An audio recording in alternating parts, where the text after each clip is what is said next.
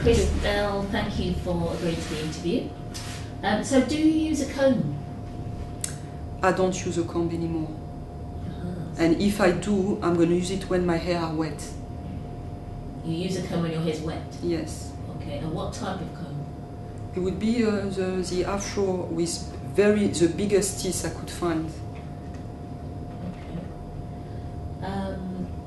And when we were talking before, you spoke about the black fist on the comb. Can you tell me what that signifies to you? The black fist, from what I know, it's associated, for example, in the continent. It can be associated with Nelson Mandela. In America, it can be associated with Black Powers in the 70s. In Europe, it can be associated with the early 80s, when I was a little girl that was well spread out. That was the only comb available for our hair. So, depending on the context. What does it mean to you? To me, as a child, born and raised in France, it was like the 80s. That was the only comb that I could see around with my mother and brother and sister, my dad. So to me, it's like a childhood tool. Okay.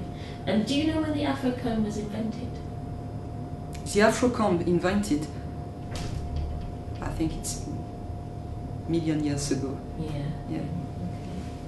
And do you have a story that you would like to record about hair or about combs?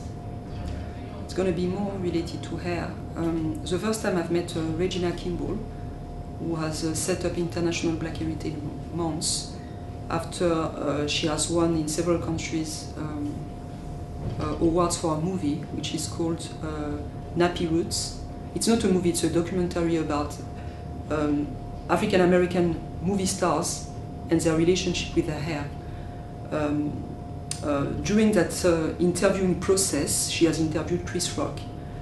And when Chris Rock heard what was her project, he just set up his own movie.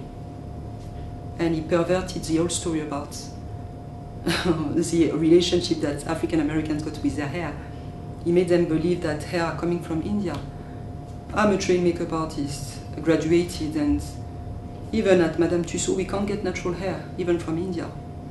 Even at Hollywood they use animal hair, so I don't know how Brixton, Peckham or Harlem can get natural Brazilian or Asian hair. They should give us their tips because we don't have it as professional makeup artists or wig makers. Okay. I almost want to question you more, but I know it's not quite relevant, so maybe we can end there. But I wanted to ask, so are you saying that the hair in the shops is animal hair? It's not animal hair, it's plastic.